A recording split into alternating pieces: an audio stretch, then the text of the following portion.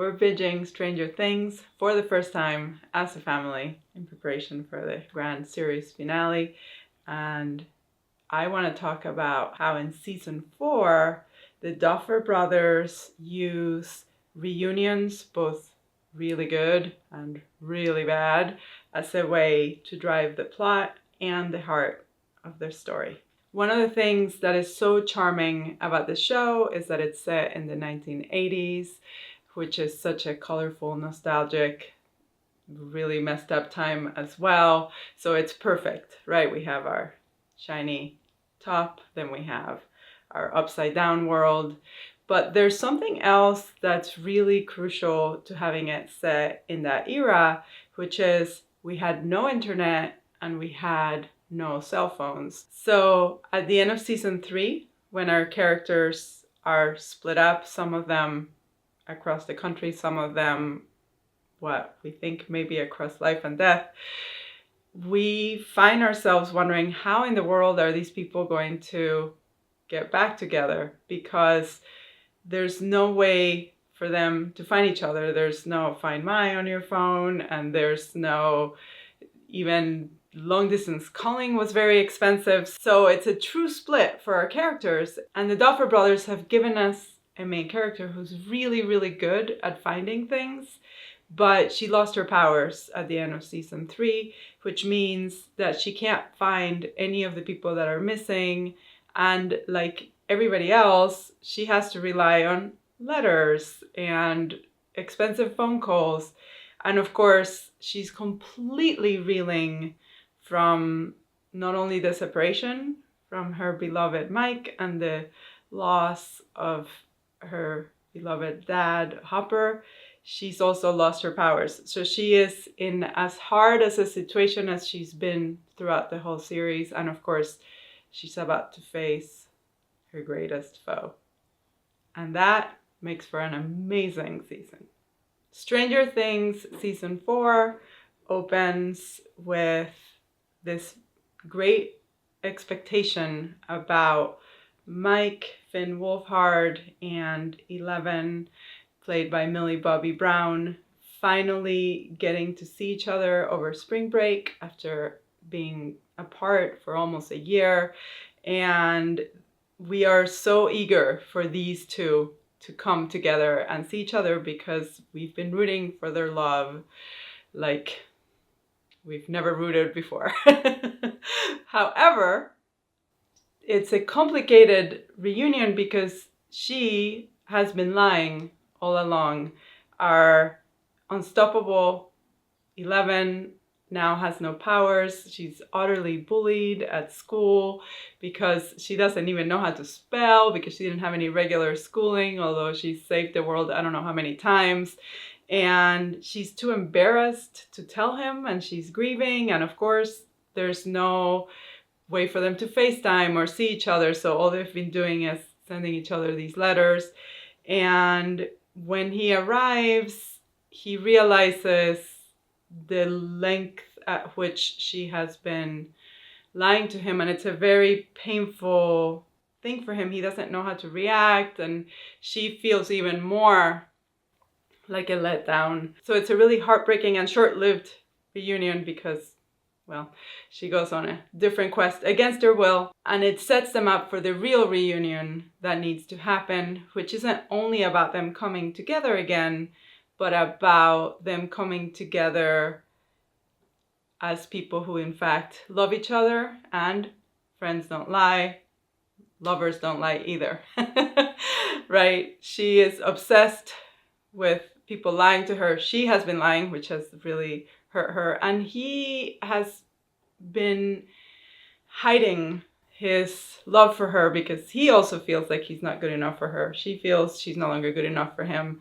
And during the second reunion, which happens while she is in a pizza cooler and not even in that space anymore, her brain is somewhere else, they actually do what they needed to do all along, which is come clean about how much he loves her.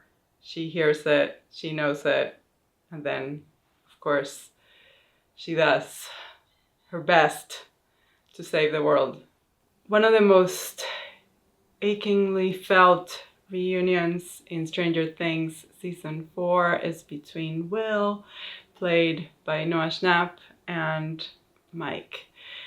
We've known since season 1 that Will is gay, and we've suspected that he's in love with Mike, as little kids can, let's call it a crush, right? This infatuation that you have with someone. But now they're teenagers, and Will finds himself in this situation where not only is he in love with Mike, Mike is in love with Elle, who is Will's sister, who has saved him a million times.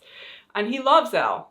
And so he, who has been through so much, you know, like the first 2 seasons, almost 3 of the show, man, was the upside down world obsessed with him. He was the main target in every way. He is somebody who can really empathize and understand just how much pain his sister is in, at losing her powers, at being bullied at school, at being away from Mike and the world that she knew. She's lost Hopper, her dad. So he is deeply empathetic towards her, and he wants to look after her, but he's going through his own loss. He also has moved, and he's realizing that these feelings are very strong, and it puts him in such a complicated situation. And Mike is so clueless because all he can think about is 11. First, why is 11 lying to me? And then, where is 11? And let me find her. And it's such a painful thing to watch, because for most of their reunion, and he says that he's like, I feel like I'm the third wheel here, right? Like most of the time that they're together, it's all dedicated to Mike thinking about Elle. And then at some point, they get to have this moment about how much they mean to each other. But of course, he can't articulate it. He can't articulate it internally, but he can't say it. So even when he gets this reunion that he needs, which is that he is being seen and appreciated by his best friend crush, it's only about the friendship. And I don't know what's happening in season 5. I know that there's plenty of Byler shippers out there, but my sense is that this is going to end with Mike and Elle, whom most of us have been rooting for a long time, still being each other's partners. So I don't know what they're going to do with Will, but it was a very poignant and heartfelt and difficult to work through reunion. This show has these moments of great sweetness and connection amidst all the monsters and the drama, which is why I like it, which is why it's big-hearted. And it tends to give the good people a happy ending, but I don't know what this one looks like. And it was hard, but let's see what the Duffer Brothers do in season 5. One of the most terrifying reunions in Stranger Things season 4 was between Elle and Papa, played by Matthew Modine. Papa is the mad genius, heaven help us, scientist who made her, who did awful things to her mother's brain in order to keep her. He is so scary, and he looms very scary in her imagination, because as much as she can remember of her past, it was just her and Papa, and everybody else was just these drones that did things at Papa's orders. And there's been rumblings. We suspected that he was alive, and as it turns out, if there's one person that can bring Eleven's powers back, is the person that helped her gain them. But for that, she needs to allow him to do it. She needs to trust him. And when she first comes into this place where they're going to help her get her powers back so she can save the world, thinking that she's going to be working with Dr. Owens, who is the doctor that we all love. He's the light side to Papa. And then it turns out she's not. So first there's the shock of, oh, I thought Dr. Owens was going to help me. And then there's the shock of, there's Papa. And then there's the shock of, oh, if it's not Papa, I never get my powers back. But that means that she has to go into this past that's very, very difficult with Papa, but also then she ends up uncovering all these other traumatic and bonkers and terrifying things that happened to her that she had forgotten, but that are key to the whole Stranger Things series, that if she doesn't face them, we're all toast. The audience and Hawkins and the world. So it's an amazing reunion because it takes this character that we thought had no redemption. And I'm not sure that it redeems him. He's not redeemable, really, but it gets us to understand why he did what he did. And he does help her save herself and come back. And it's an amazing mind game that she has to go through. And again, for a big-hearted show like this one, to get us to feel as much as we feel for this villain and to understand where he's coming from is quite a feat. The most romantic reunion in Stranger Things season 4, at least for me, is between Joyce, played by Winona Ryder, and Harbour, played by David Harbour. And when we last saw them in season 3, he had sacrificed himself in order to save everyone, and she had just watched him basically get disintegrated. And there's this moment where he nods at her, and it means, yes, go ahead, pull the plug on me, but by pulling the plug on me, you're going to save the whole world. And we suspected, of course we knew, there was no body, we didn't see the body, so we suspected that he was somewhere, but we didn't know where, and she certainly did not suspect.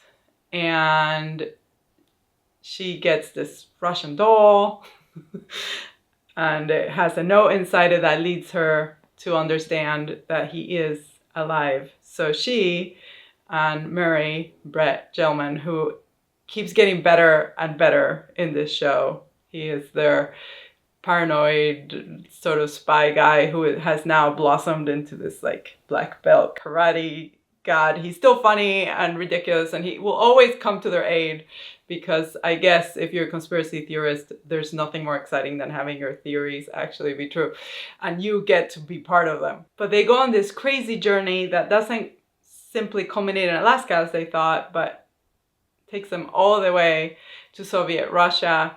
And if you thought Soviet Russia was scary, add a bunch of demogorgons and other upside down world creatures to it, and you see where they're at. But Joyce kind of suspected this is what might happen, and she still did it, because after all this, thank God, after 4 seasons, Hopper is her love, and she knows it. And he's also the father of her daughter that she is raising, and she knows that they must come together. And when they finally do, I remember thinking, kiss, kiss. But of course they're not going to kiss, because what they do is that they give each other the most heartfelt slow-mo, they totally slow-moed it, hug you've ever seen. And, you know, she's tiny and he's very tall, and they just embrace. And it's so much better, honestly, than the romance, because these two, we know their romance will work, or I hope, because they've saved each other and the world and their children so many times, and they've bantered like no one else. I really missed their banter during this season. And now they're back. And that back has to be about the heart, not about the other parts of their bodies.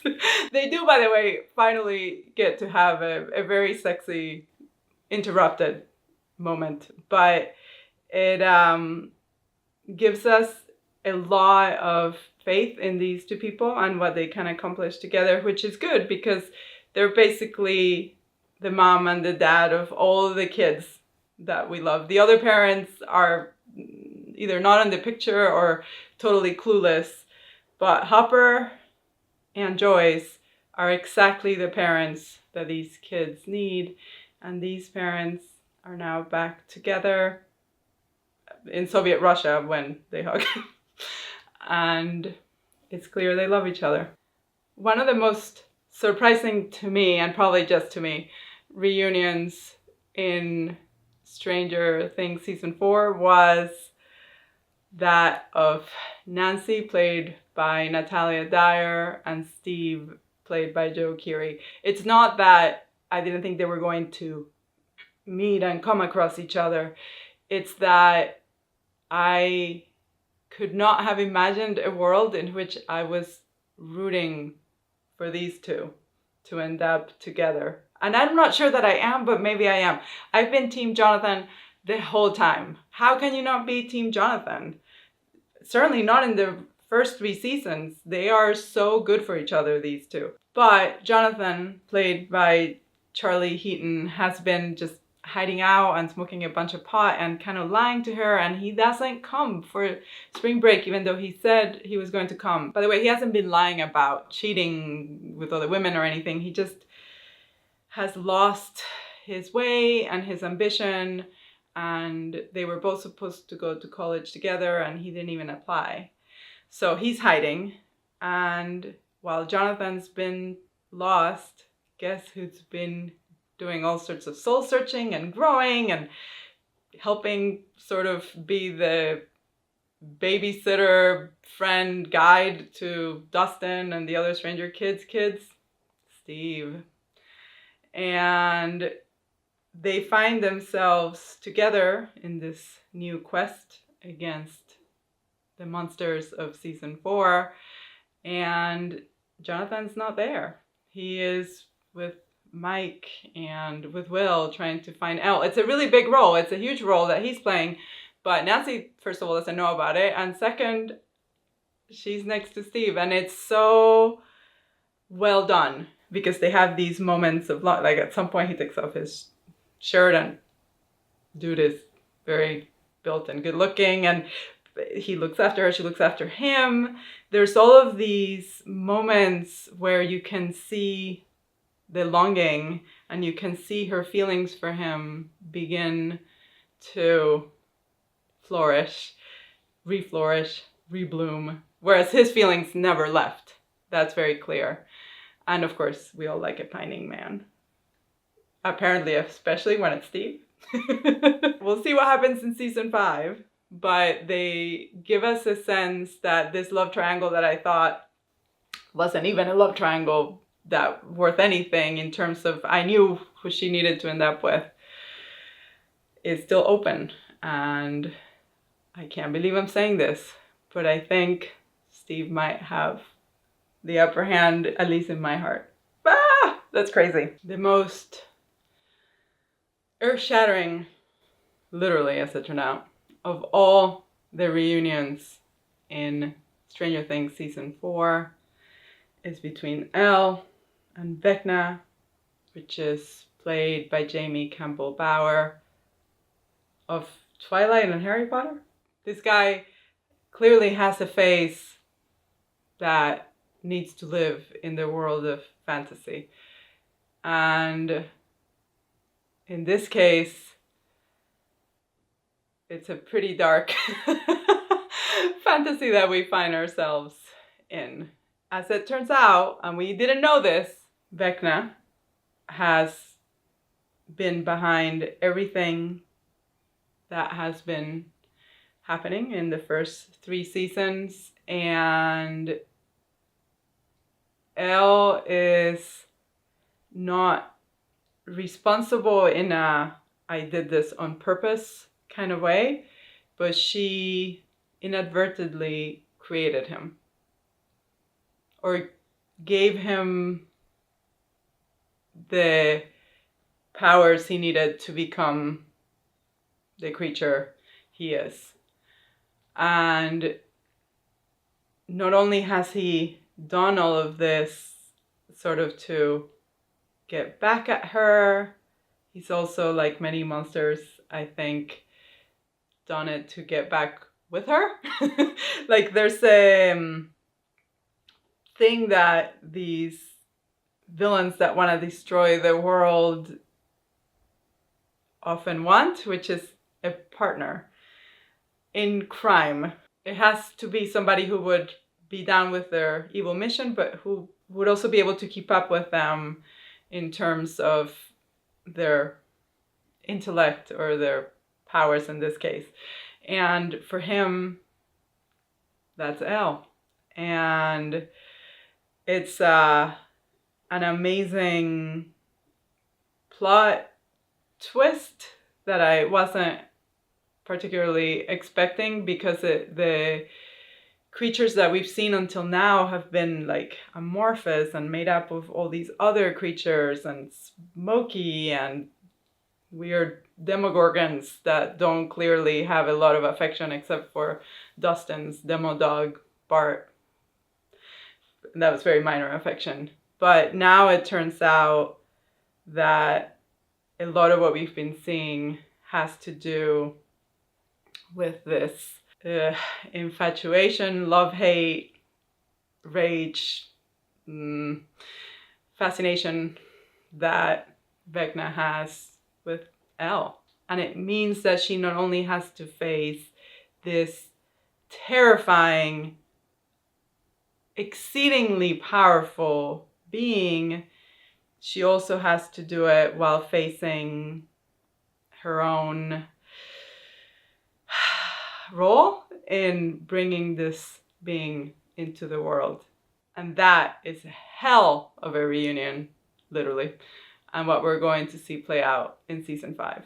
In season 3 of Stranger Things, we had Elle develop a very sweet and generative and fun friendship with Max, played by Sadie Sink, and it was one of the most uplifting parts of the season. And as Vecna chooses his victims, he goes after Max because he likes to go after people who are wounded and who feel very guilty and devastated, especially teens who happen to be a particularly vulnerable population.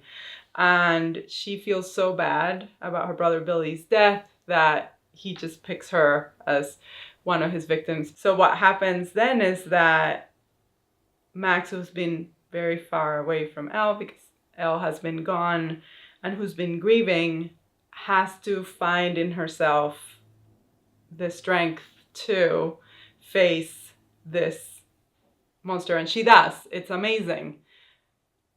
For a while, she does. Right? She, as it often happens, surprises him with how brilliant and incredible she is by facing her fears and trying to work through them. But of course, eventually he comes after her because he is, after all, Vecna. In order to rescue Max, Elle enters her memories. And Max has actually been using her memories with Elle, her happy memories with Elle, as one of the things that shields her from Vecna. However, Vecna's not playing games anymore. And now when Max hides in a happy memory, he's able to control it and turn it into something devastating. And that is how Max and Elle find each other. And that's also how Elle meets Vecna for the first time. And it's such an amazing tribute to their friendship that Max is able to see her, to know that her friend has come to save her, that her friend's powers are back, that Max is able to fight Vecna on behalf of Elle when Vecna kicks Elle's ass, and that they're able to not take him down, because that's a season 5 matter, but to survive him. It's such a beautiful testament to the power of female friendship.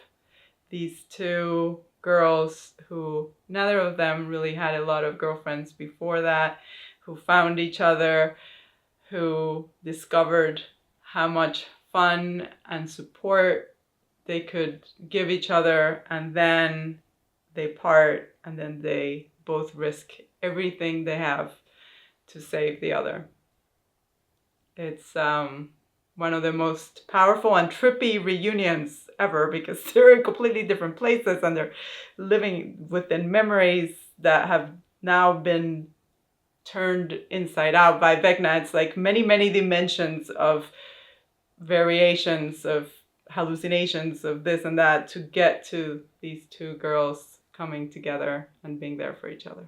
Perhaps the most moving and hard-earned reunion in Stranger Things season 4 is between Elle and Harbour. She has run into her room and she did her magic thing, but she left the door 3 inches apart, which is what he always asked her to do in season 3, because she was making out with Mike too much and it was driving him crazy. And then he comes in and her head is shaven because Papa shaved it, and his head is shaven because the Soviets shaved it, and they are both very different in their physicality. He lost all this weight while he was in jail, and she has grown more into a woman, and they hug, and it's so beautiful and moving, because in that moment, these two people that have been through hell and back and hell and back again, recognize in each other the ways in which they've changed, the ways in which they've grown, and the ways in which that growth and changing has only made their love so much stronger and more powerful. And God, they're gonna need a lot of strong and powerful love for what's coming in season 5. But we feel that with these two and the rest of the crew, which is finally also back together, they have a chance of taking Vecna down. Thank you so much for watching this video about reunions. Do you agree? Do you disagree? What are your favorite reunions in season 4? And how are you getting ready for the grand finale on the 31st? And tell me, Team Steve, Team Jonathan, Byler, Myleven, where do you stand on all these delightful and a little heart-breaking love triangles? I hope you keep watching and enjoyed this video, and stay big-hearted.